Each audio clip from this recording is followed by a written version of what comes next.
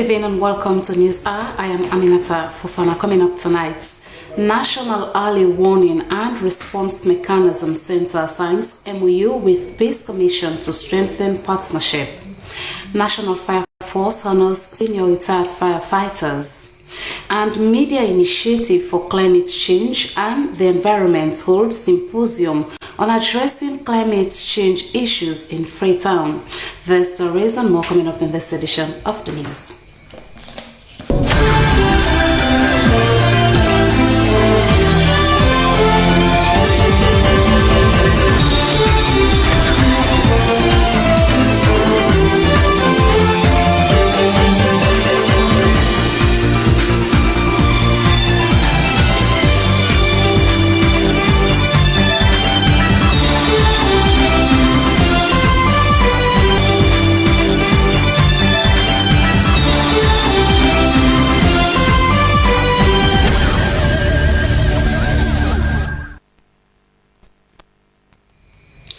Welcome back. Now, 5 years ago, President Julius Maada Bio made a bold decision to establish the National Early Warning and Response Mechanism Center placed under the Office of the Vice President, with the goal to create an architecture that detects, predicts, and communicates impending hazards to promptly, timely, anticipated action.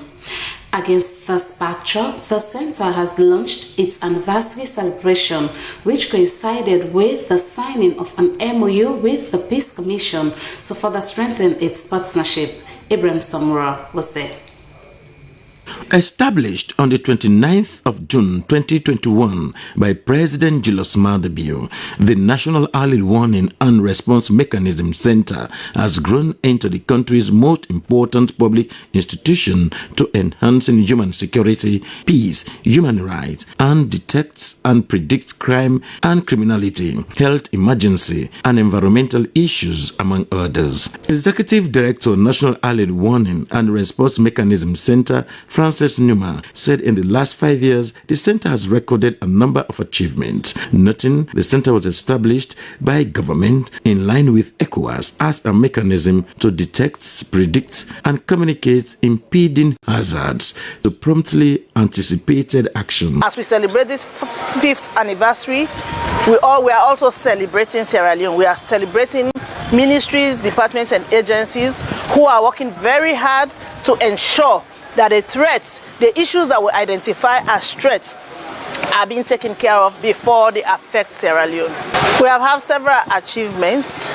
If you look in the sub-region, we came just 5 years ago. We have other countries who had established maybe 10 years ago, but I'll tell you, we are stronger. We are models worth emulating in the sub-region. We have had a lot of partners, international partners, coming to see what we have been doing. That in itself is an achievement. We are showcasing Sierra Leone's commitments to ensuring human security is enhanced.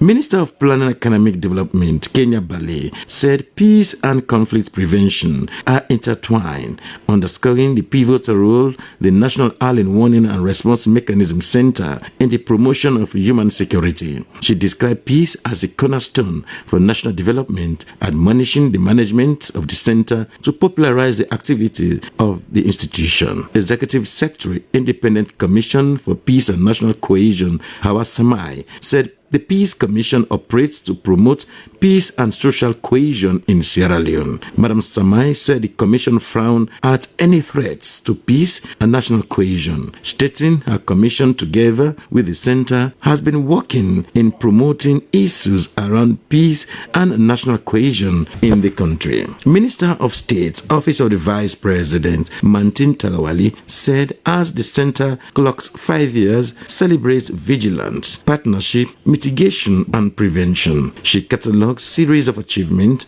the institution has made in the last 5 years.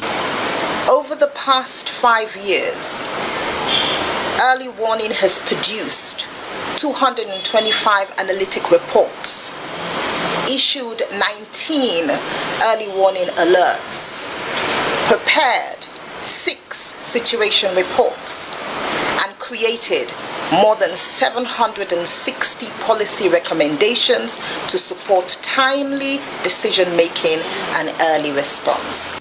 The anniversary launch also featured the launching of the center's new logo and signing of an MOU with the Independent Commission for Peace and National Cohesion to strengthen collaboration.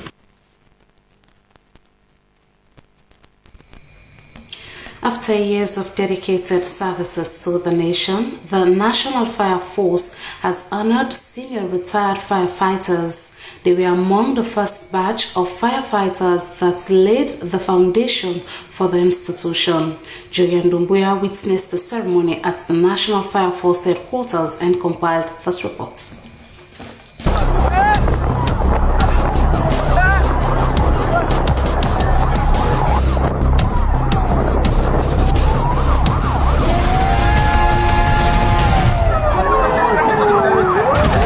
These 8 retired firefighters set the pace and standards for young and current staff to emulate in discharging of their duties. Their career had been full of working at odd hours, combating devastating blaze, rescuing the injured, and saving lives.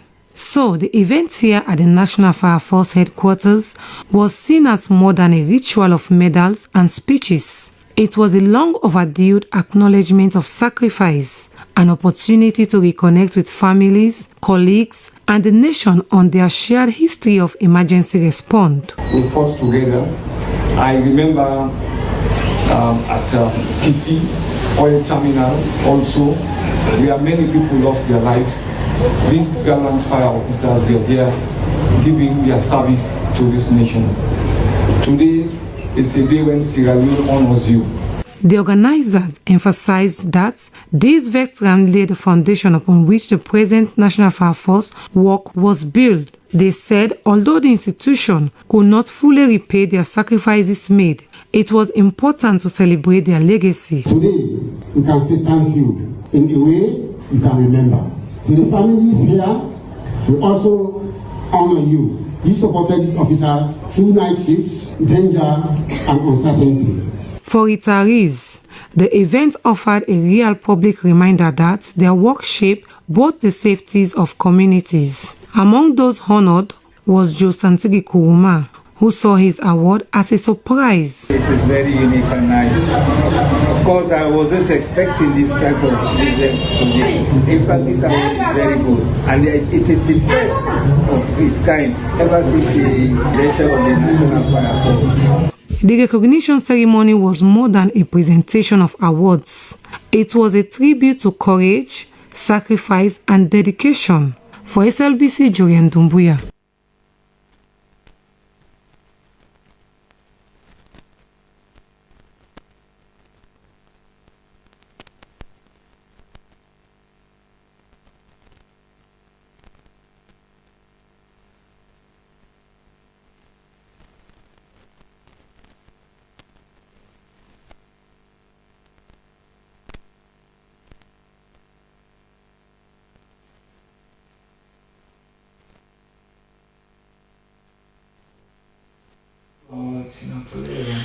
A non-governmental organization, Choosing Generation Sierra Leone, which has been empowering young people in different areas of life, has ushered in a new leadership to man the affairs of the body for the next 2 years. The new coordinator, Cecil Thompson, promised to take the institution to another level. Emmanuel Williams reports. Welcoming and decorating Mr. Cecil Charles Thompson as the third national coordinator of Choosing Generation, and wish him the very best. Handing over of the mantle of leadership to the new executive was a crucial moment for the Choosing Generation Sierra Leone for the next 2 years. For the past 10 years, the organization has been engaged in youth empowerment, focusing on leadership, personal development, and guiding young people towards positive life choices. The outgoing coordinator, Hai Kagbo, said despite several challenges, his executive was able to bridge the gap between the organization and communities they operate in. You trusted me, and I endeavor with everything within me to honor that trust wholeheartedly. In a time of Leadership at CJSL, we hosted landmark events, the Games Night that brought our community together, our annual graduation dinner, celebrating excellence of our members, and our 10 most outstanding Sierra Leonean, national debating championship, empowering young voices across Freetown, Bo, McKinney, and the AGM that kept the organization stronger and transparent. The new coordinator, Cecil Thompson, promised to build on the foundation his predecessor has laid. He said he will bring more young people to the organization and impact their lives positively. The outgoing executive, thank you. Every good work is built on a solid foundation. You have set that foundation with your executive. And I can build from that. One of the stakeholders, Abdul Fatoma, encouraged the new team to be courageous and be determined to transform the organization. The Choosing Generation Sierra Leone was founded in 2015 and has impacted young people's lives in many areas, not limited to coaching, training, among others. For LCBC News, Emmanuel Williams reporting.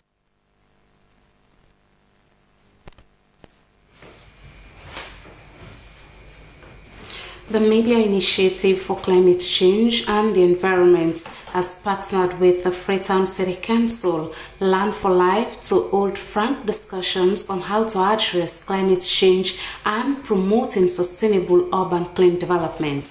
Emmanuel Williams again.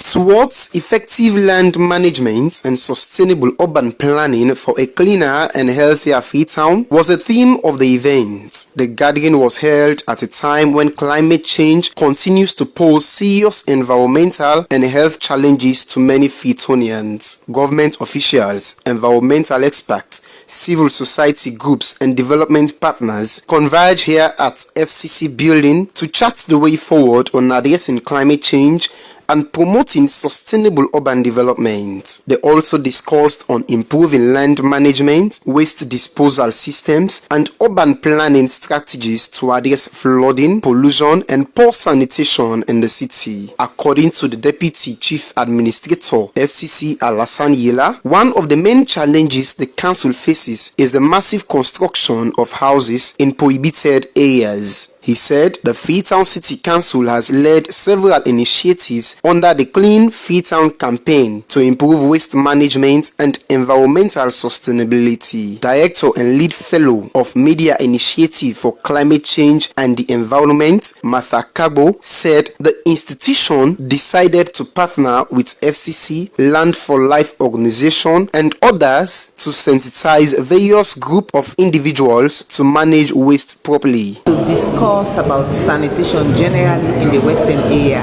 both urban and the rural districts.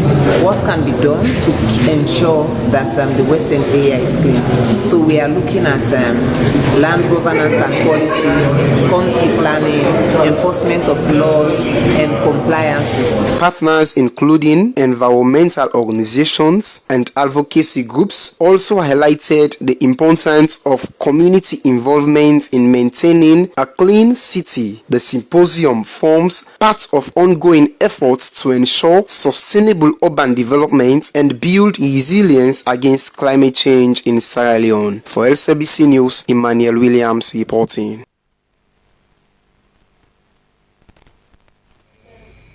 The West African College of Physicians Sierra Leone chapter has held its 11th annual general and scientific meeting under the theme West African College of Physicians at 50, celebrating a legacy and envisioning the future. The West African College of Physicians is a professional medical body established to train and certify medical specialists, promotes high ethical standards, and improve healthcare delivery across West Africa. The ceremony held at the Atlantic Lumley Hotel in Freetown over the weekend brought together physicians, nurses, midwives, healthcare professionals, researchers, and policy makers to reflect on the college's achievements over the past 5 decades and discuss the future of specialist healthcare in the region. Julian Dumbuya reports.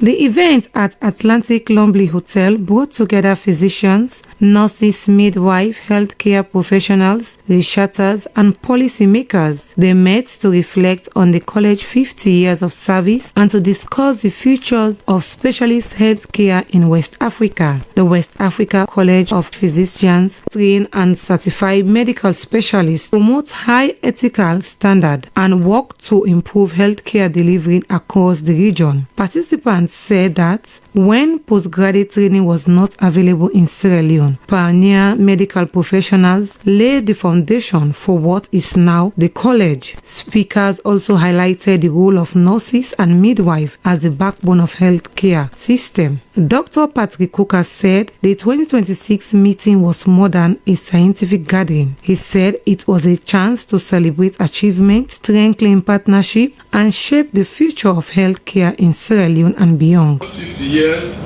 should inspire the college and its chapters to ask what must be strengthened, what must be corrected, and what must be expanded, and also what must be preserved. Megbori, chair of the West Africa Postgraduate College of Nurses and Midwives Sierra Leone chapter, said specialist care remain a critical challenge. She called for stronger collaboration among healthcare professionals to improve patient outcome.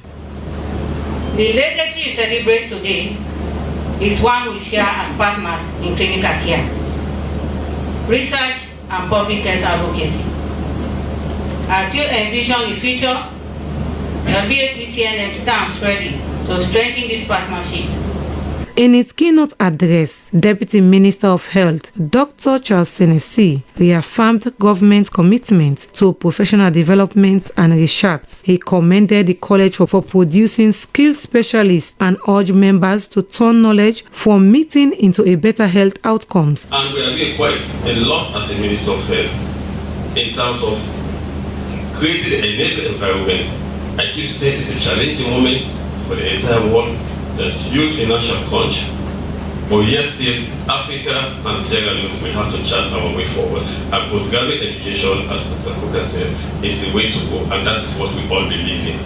A major presentation focused on mothers' knowledge of neonatal danger signs at a tertiary hospital in Freetown. Researchers said it is the first study of its kind in Sierra Leone, and it will help guide interventions to reduce neonatal mortality. But sadly enough, despite such good ALT attendance and all the information they had received, only 44.7% of that cohort were able to tell us the neonatal danger signs. The meeting ended with stakeholders pleading to strengthen specialist training and building a healthier future for Sierra Leonean and the West African sub-region. For SLBC, Joyan Dumbuya. Just days ago, images of a massive heap of garbage at the UU building, home to several government ministries, went viral, drawing widespread criticism over the state of one of Sierra Leone's busiest public institutions. Now, that dump site has been cleared as workers embarked on a general cleaning exercise. But beyond the clean-up lies a story of financial constraints, environmental concerns, and renewed commitments to keep the compound clean. Almami Conte reports.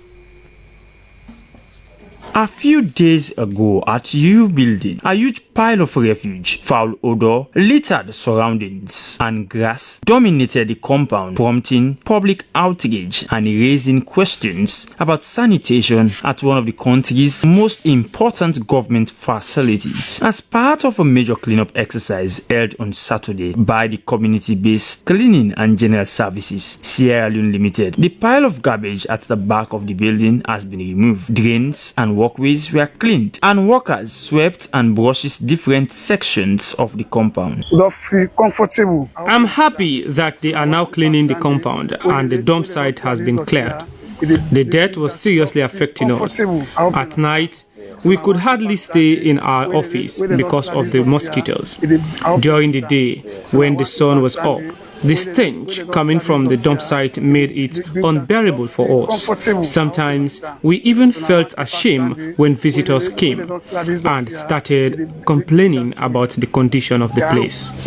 While many welcomed the cleanup, those responsible for maintaining the premises said the situation did not arise overnight. The manager of CBC said over the years, financial challenges severely affected their operations. From 2024, I started overseeing the cleaning of the U building in 2024. I had been paying workers and buying cleaning materials for my personal savings. About 6 months ago, I stopped paying the staff because I was no longer receiving funds. That is why the cleaning stopped and the garbage accumulated the way it did. According to management, measures have been put in place to prevent a recurrence. These include placing waste bins at strategic locations and working closely with security personnel to enforce proper waste disposal, among others. For the around, therefore they monitor that. Our staff will be deployed to collect and empty the bins at the end of each working day. In addition, we will engage all the ministries housed in the building so that we can work together to keep the compound clean. The transformation at the UU building has brought relief to workers and visitors who had endured the stench, mosquitoes and unsightly environment. But with commitments now made to strengthen waste management, many will be watching to see whether the renewed sanitation drive is sustained long after the cleaning exercise.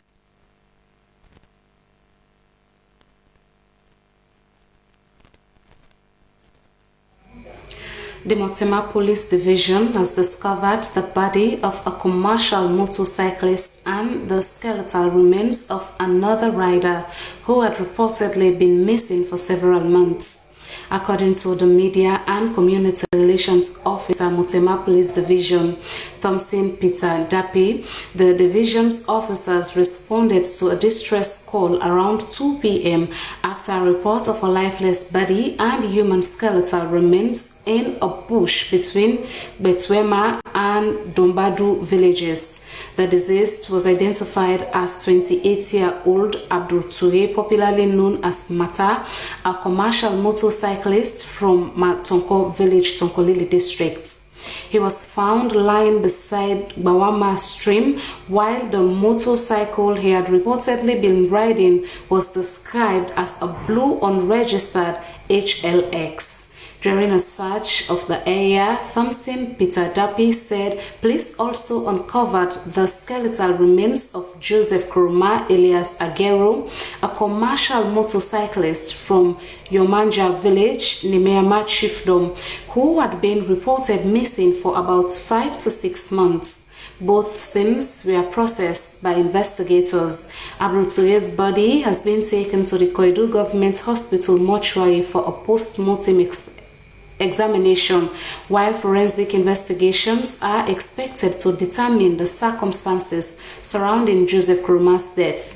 The discoveries triggered anger among local youth and commercial motorcyclists who reportedly threw stones at the residence of Paramount Chief George Bokari Toto.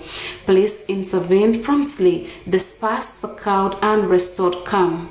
Authorities say the security situation is now under control while investigations into both deaths continue. Men have a responsibility to God, their families, and the nation through effective leadership and advocacy for justice. And if men fail in their social and moral responsibilities, society will falter. This is according to the Clerk of Parliament, Kamo Conte, who was speaking in Parliament during the launch of the parliamentary chapter of the Men on a Mission, a faith-based organization and commissioning of paralegals. Dennis Fraser has more. Ibrahim J. Bokari.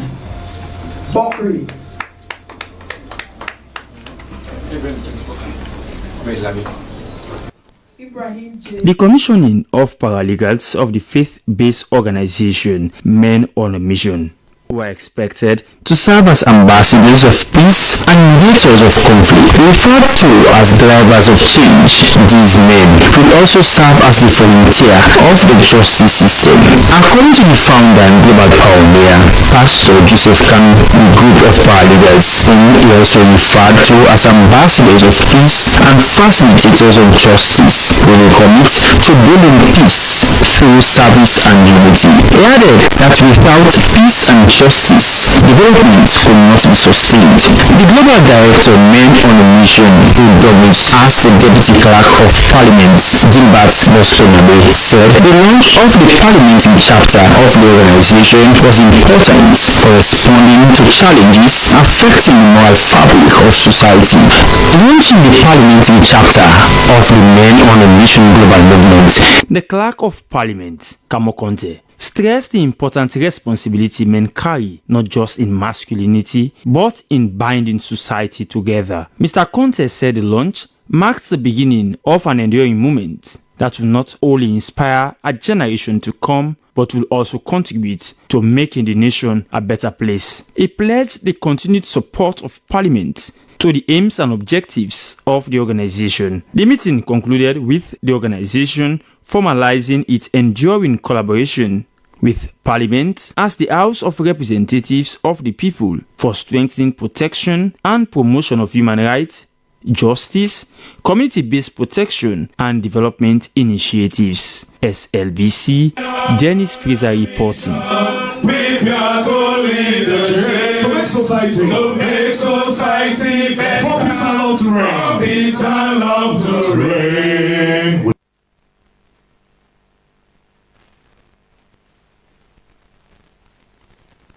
The Minister of Mines and Mineral Resources has called on investigators and other African governments to empower the mining sector and transform the continent's immense mineral wealth into real prosperity for its people. Julius Daniel Matai was speaking at the African Energy Forum in Cape Town, South Africa. The forum brought together energy and mining leaders from across the continent to shape investments and policy for the energy transition. Our reporter Yusuf Musiri Suma followed up on the event and compiled this report. Sierra Leone's Mines and Mineral Resources Minister closed in message drew wide support, with several counterparts echoing the need for Africa to capture more of the battery, renewables and technology supply chain. The minister said Africa should harmonize policies and legislative framework with an integrated approach towards harnessing the continent's immense mineral wealth. He further said Africa should not only be the place for mining, but also a place for industrialization purposes. Africa should not only be mined, it should be industrialized. Africa is not just connecting mines or connecting to the national grid. It should also be powerfully energized so that its people have the empowered enough. And it's not only saying, okay, well, let's build a corridor, we are part of a corridor. I mean, that corridor also must link so many things: education, health, road, and businesses. And this whole thing about energy security, about supply chain, that we should not just be part of it, we should also be part of the dialogue to shape it, to ensure that it works for our people, to ensure that our people benefit. While seeking for stronger partnerships into the energy and mineral sector in Africa, Minister Matai called for the motivation and empowerment of young people with the requisite technology. We have to make sure we motivate, inspire and empower our young men and young women, have the requisite technology, and of course, I call it the spirit of patriotism, that we take development into our hands to be able to do this. We are still looking to secure partnerships, but partnerships that do respect our sovereignty, our dignity, our own industrial growth, our own natural resources, and our determination to make sure that everybody wins. It's in all these policy aspirations, all these policy panel discussions should now be actualized into actions. Minister said the era of exporting raw minerals alone must end, and that the energy access, industrialization and the beneficiation must be linked if the continent was to retain value from its critical minerals. The minister said Sierra Leone's position was the foundation for mining growth. He argued that without sufficient, affordable and clean power, mines could not thrive. He called for regional energy projects, cross-border transmission and targeted investment in processing facilities close to mineral sources. He reaffirmed Sierra Leone's commitment to responsible mining, community benefits and continental cooperation. Yusuf Mosire Suma, SLBC News.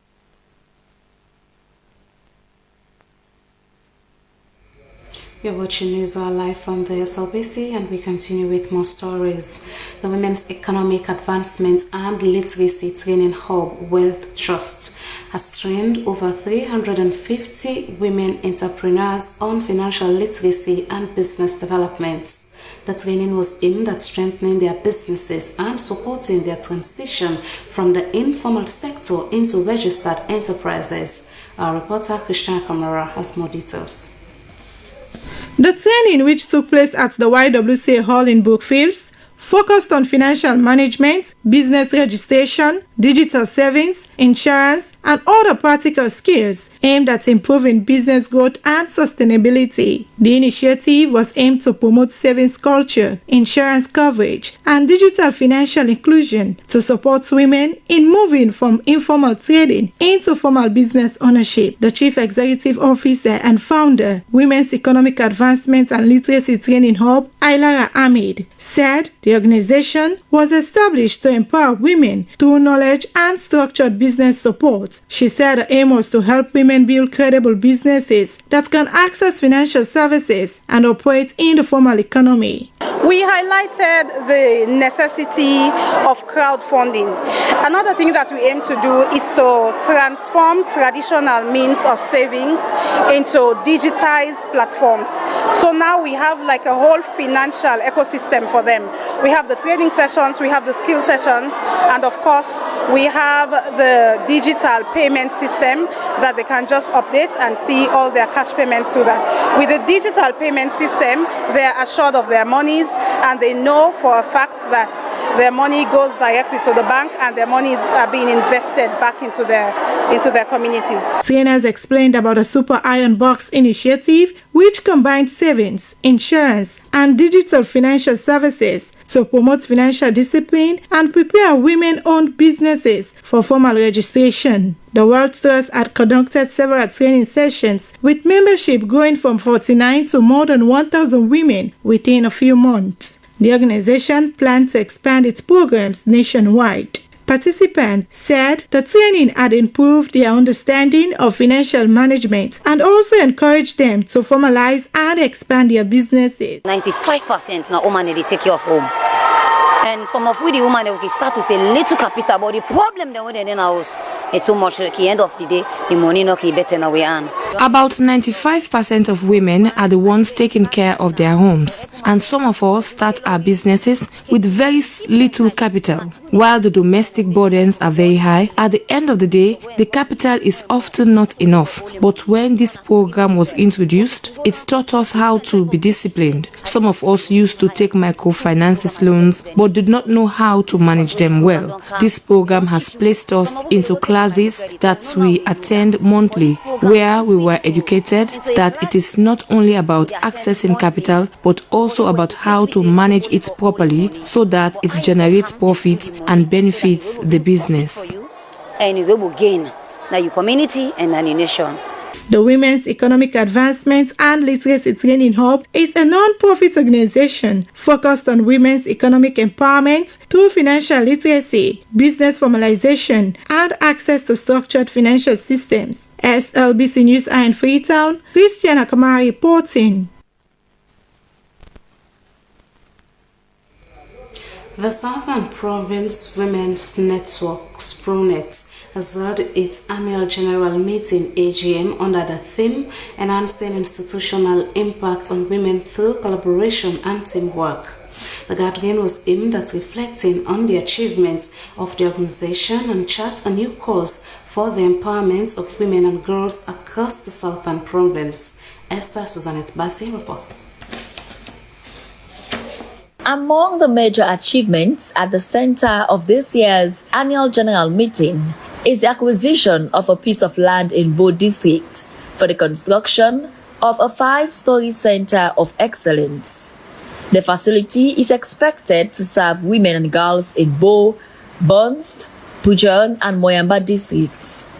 The proposed center will also function as a training hub for skill development, mentorship programs, and other empowerment initiatives aimed at enhancing the socio-economic status of women and girls in the region. The outgoing chairperson of SPONET, Gertrude Karimo, highlighted the organization's remarkable journey since its establishment in 2017. She noted that for almost a decade, the network has remained committed to contributing to national development through interventions targeting teenage pregnancy, gender mainstreaming, advocacy, public health awareness, and the promotion of quality education among school pupils. We went to schools because at the end of the day, within the schools, we need to have the kids, retention in schools. The children should stay in school. How do we mentor them? One of the participants, who also doubles as the Director General of the Sierra Leone Broadcasting Corporation, Josephine Kamara, expressed concern over what she described as the limited participation of grassroots women in some organizational structures. She urged the incoming executive to ensure that the network goes beyond engaging elites and actively incorporates grassroots women in its programs and decision-making processes. Where are our grassroots women in this room? So now we know we promote or other business when we village women, I just want that as much as we're talking about elitism, we should not forget because the decisions that all they take now, they therefore affect them. The Minister of Gender and Children's Affairs, Dr. Isata Mahoy, reaffirmed the government's commitment to supporting women's programs and initiatives aimed at accelerating national development. She pledged in increased collaboration between the ministry and women-led organizations to enhance socio-economic opportunities for women across the country. The responsibility as human beings or as women or as people of this country for let we take that responsibility, for let we act upon certain things. In her keynote address, Dr. Fatou Taki called on members of the network to remain united and work collectively for the advancement of women and girls. She stressed that collaboration and teamwork are essential ingredients for achieving meaningful societal transformation. So it's a day that you're here doing an AGM. It's a day where you sit and think, what am I doing? And how what I am doing has an impact on everybody else around me and the community. Other participants commended SPONET for its sustained commitment to women's empowerment and expressed optimism that the organization would continue to expand its impact into communities across the southern province and Sierra Leone as a whole. SLBC News, Esther Suzanette Bassi reporting. After 30 years of endless service, imparting knowledge and nurturing innovators and leaders, the principal of Le Mans College has called on current and past pupils of the school to join them in celebrating the school's achievements. She made the call during the school's health walk aimed at keeping both current and past pupils fit and healthier. Sulaiman Babature reports. The walk from the Mount College compound to the Lumley Aberdeen beach was not only a health walk, but a demonstration of love for one's school, reunion with high school friends, and preparedness for the school's months-long celebration. From the energetic steps to the dance moves and songs, the pupils, especially Zipporah Dumbuya, who suffers from an illness, expressed happiness, stating the exercise helped her to get some relief, manage weight, losses, risk of diabetes and heart disease, among others. Like I myself am suffering from a sickness the sickle cell. So it has been very tiring, but it's very good for my health. So I think all the students in the school are benefits from it. In 30 years, according to the principal of Lemount College, Doreen, the school has produced prominent people in society, such as doctors, lawyers, engineers, contributing to nation building. It was established as the first black indigenous school, secondary school, offering international general certificates, which is the London examination. We've had huge successes. We've produced good results, good students, outstanding students. We've been awarded by the Excel board for the best advanced level, because Nathan had 3 A's at advanced level. They called on ex-pupils to join them to make the school's 30th anniversary a grand celebration come September. SLBC News, Slaman Babatue reporting. Africa Global Logistics, together with the National Drug Law Enforcement Agency, has held a roundtable discussion on combating the drug crisis. The discussion was part of the company's commemoration of this year's International Day Against Drug Abuse and Illicit Trafficking. Cynthia Kamara has more details. Eliminating the alarming spate of drug and substance abuse among youth was especially prominent on the agenda of the panel discussion. The event featured several stakeholders and institutions combating the drug crisis in the country. The discussion was also timely as it coincided with the International Day Against Drug Abuse and Illicit Trafficking. They have partners. This is the chain. And that is what we need to fight for our children, for future generation. We need to do our best to protect them. How we can protect them? We need to educate them. The National Revenue Authority, being a crucial institution that monitors imported goods, noted the need to have the right screening tools and high-level intelligence. The manager of Customs Service Department, NRA, called for collaboration between authorities and the public. We do collaborate. We share intelligence and we work together. When we started having a surge or an increase in the importation of drugs around Sierra Leone, what we did as management, we made a big policy that all containers that have medication, all medicine containers should be examined 100%. With that policy, we started having catches. The Director of Drug Prevention, National Drug Law Enforcement Agency, Ibrahim Dugba, said his institution will never waver in its fight against drug and substance abuse. He admonished on discrimination against drug victims. Give this a call for all of us to understand that we owe it to Mama Sierra Leone to save and show empathy to those who are affected by drugs. So individuals affected by substance use disorder deserve compassion, understanding, and the opportunity for recovery. However, there can be no compromises with drug traffickers, manufacturers, financiers, and criminal syndicates, whose activities fuel violence, corruption, insecurity, and social instability. The National Drug Law Enforcement Agency will continue to strengthen intelligence-led operations. The atmosphere was filled with numerous suggestions and questions demonstrating the alarming state of drug abuse in the country. The discussion allowed for a wide and frank exchange aimed at restoring the destiny of drug victims and eliminating drug peddling. For SABC News, Cynthia Kamara reporting.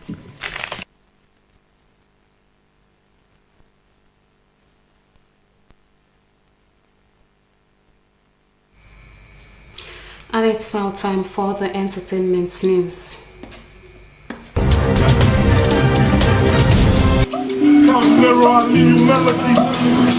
Hello, and welcome to Entertainment News. With me, Stoma Baba Toure. In this edition of Entertainment News, Sweet Bobo wins House of Stars Season 3. Carl Dinero accuses Legacy Boy of song theft. And the one-night, two-crowns pageant ends with Kati Fofana crowned Miss Universe Sierra Leone 2026 and Adele Caroline Jusu crowned Miss Grand Sierra Leone 2026. And now the long-awaiting show has ended. The game is over.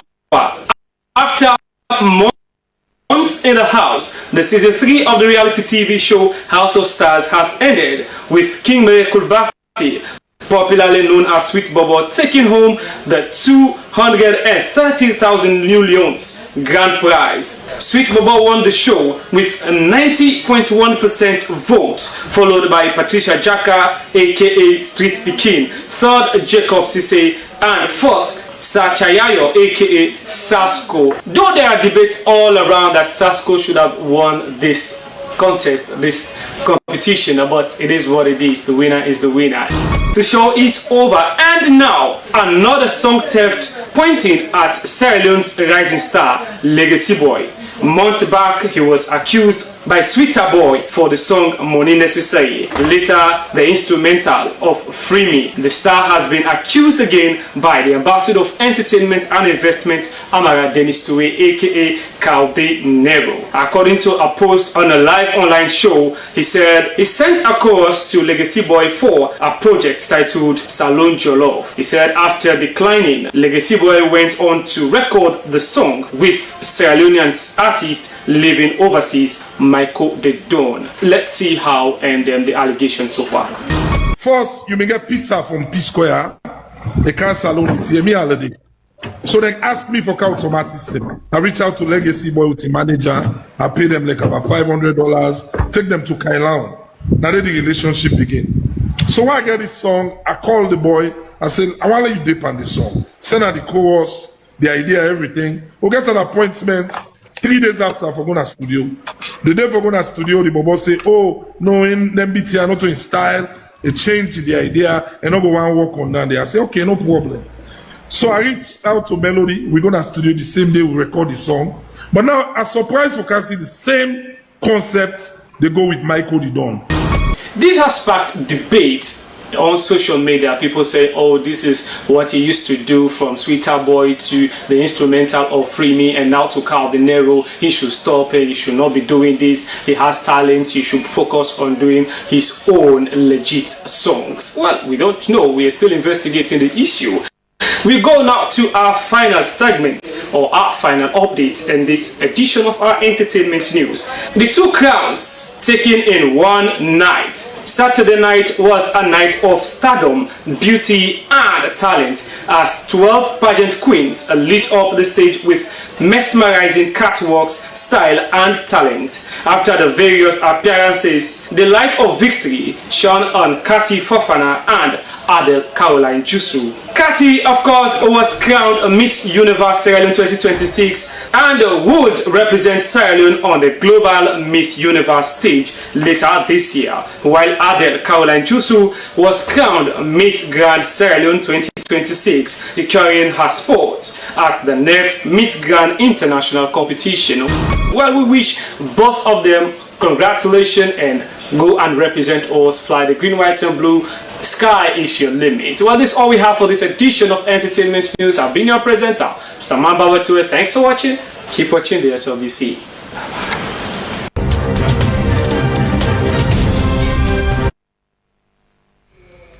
It's now time for the international news.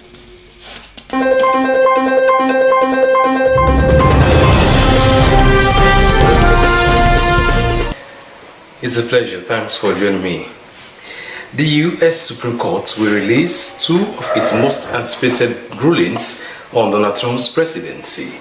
In one of his moves in office, Trump signed an executive order directing federal agencies to limit birthright citizenship by denying it to children whose parents were in the country illegally or were in the country on temporary visas. The move was a core part of Trump's immigration agenda, which has included crackdowns on illegal border crossings and the revocation of temporary protected status for many migrants. The Supreme Court recently allowed the administration to withdraw protected status from hundreds of thousands of Haitians and Syrian migrants. The co-founder of super app Gojek, who became Indonesia's education minister, has been sentenced to several years in jail. Nadiem Makarim, 41, was found guilty of corruption over a controversial laptop deal. He received a 10-year prison sentence, but faced more jail time as he was unable to pay restitution. He had pleaded not guilty. The verdict also comes at a time of heightened unrest among the youth in the country as the cost of living rises and the value of the local currency, the rupiah, falls, and protest marches have been staged across the country against policies that activists say is driving Indonesia to bankruptcy. Now to South Africa, where police officers have been deployed across South Africa because of fear that anti-immigration protests could turn violent, as President Cyril Ramaphosa urged demonstrators to refrain from intimidation, threat, or ultimatums.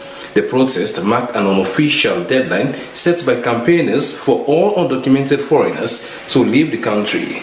Many have already fled to escape violence and intimidation. The Ministry of Police said the protests were largely peaceful across the country, with isolated incidents of looting and attempted looting. Johannesburg, where one of the protests is taking place, is unusually quiet. Shops in the city center are closed, while police visibility is high on major streets. Anti-migrant marches have been authorized in Durban, Johannesburg, and other cities. And now to Ghana. At least 13 people have died in Ghana's capital, Accra, after torrential rain resulted in severe flooding. According to the fire service, which has been involved in rescue efforts, the government has urged people to stay indoors or move to higher ground, as the meteorological agency warned further rain was expected with a big storm approaching from the east. Emergency response teams have been deployed to the flood-affected region, including from the police, fire service, the military, and the National Disaster Management Organization. Flooding in Accra is exacerbated by a poor drainage system, including clogged gutters and the construction of illegal structures on waterways. And that is all we have for the international news on the Sierra Leone Broadcasting Corporation Television on Channel 31. And I'm Yusuf Mosir Suma.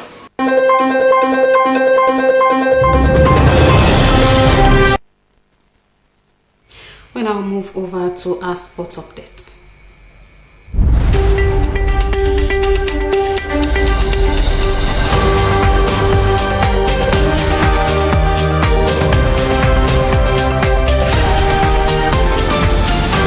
Hello there and welcome along to the sporting updates that keeps you in the know. And by the way, my name is Abdul Kabir.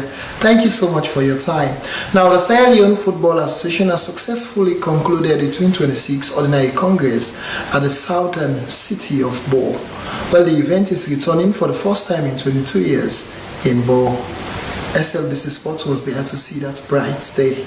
The atmosphere in Bo City was electrifying as football stakeholders from across the nation gathered for the flagship event. This year's Congress marks the first under the leadership of President Babadi Kamara, who took office following his election in Lunge last August. The Sierra Leone Football Association has approved its 2026 budget and adopted the association's financial statements following the successful conclusion of its Ordinary Congress held in Bo. Addressing delegates during the Congress, President Kamara disclosed that the SLFA had implemented a coaching safety program, expanded support for women's football, and intensified youth football development initiatives across the country, while increasing annual grants to regional football associations from $15,000 United States dollars to $50,000 United States dollars. Football is too small for enemies and too important for division. And so, from this podium today, I extend my hand to everyone everyone.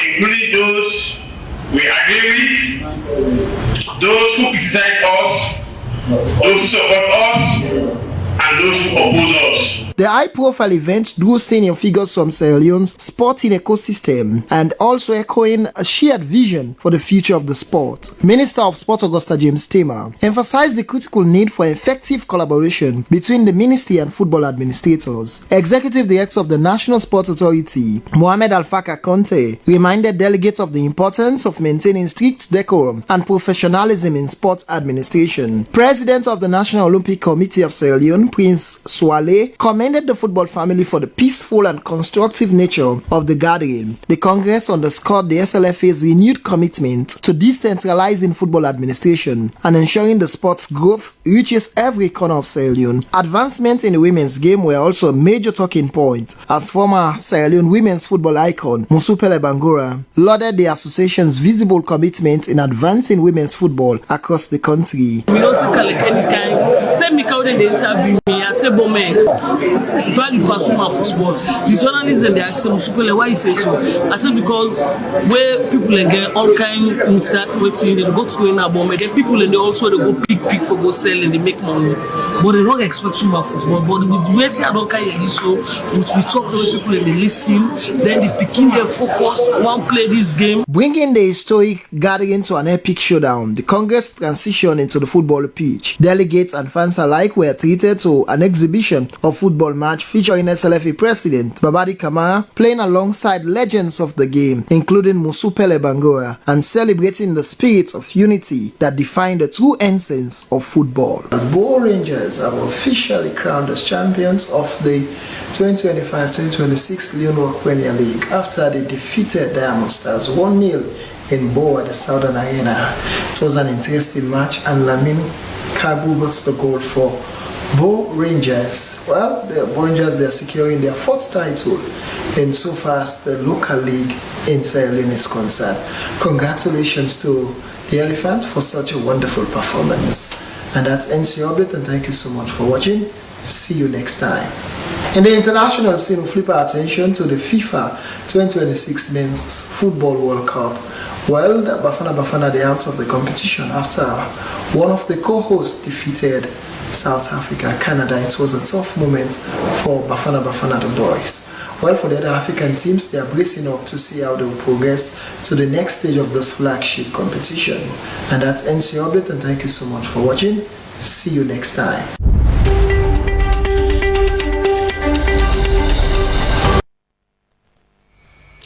With that, we wrap the news tonight, but before we go, here is a recap of the main points. The National Early Warning and Response Mechanism Center has signed an MOU with the Peace Commission to further strengthen between the two entities. After years of dedicated services to the nation, the National Fire Force has honored senior retired firefighters. They were among the first batch of firefighters that laid the foundation for the institution. And the Media Initiative for Climate Change and the Environment has partnered with the Freetown City Council and Land for Life to hold frank discussions on how to address climate change and promoting sustainable urban clean development. That is all we can share with you tonight. Thanks for watching. Goodbye.